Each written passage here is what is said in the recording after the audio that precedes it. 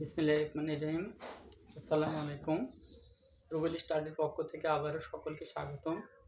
আমি আজকে transformation of সেন্টেন্সের নতুন আরেকটি টপিক নিয়ে আসছি, যে নেভারযুক্ত বাক্যকে আমরা কিভাবে ইন্টারোগেটিভ সেন্টেন্সে পরিণত করব। তাহলে এই বিষয় নিয়ে আলোচনা করব। তাহলে অ্যাসার্টিভ সেন্টেন্সে যদি নেভার থাকে, তাহলে ইন্টারোগেটিভ সেন্টেন্সে পরিণত করতে নেভারের পরিবর্তে ইভার বসে, আর be verb, am, is, are, was, were অথবা অন্য কোনো সাহায্যকারী ভার্ব সাবজেক্টের আগে বসে। তারপর সাবজেক্ট বসবে, তার বাকি অংশ দিয়ে প্রশ্নবোধক চিহ্ন দিলে আমরা এটাকে ইন্টারোগেটিভ এভাবে পড়তে পারবো। তাহলে আমি বোঝার স্বার্থে বোর্ডে লিখে রেখেছি যে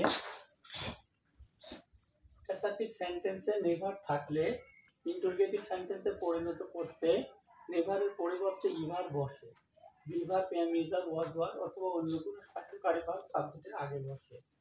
সবশেষে প্রশ্নবোধক চিহ্ন বসে। আমি একটা উদাহরণ বোর্ডে লিখে রেখেছি যে I have never seen the hill.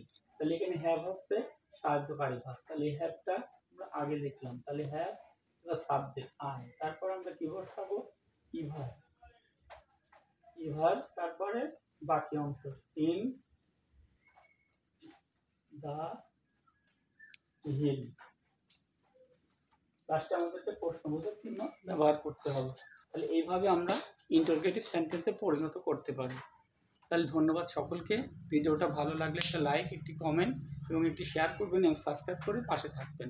আসসালামু আলাইকুম।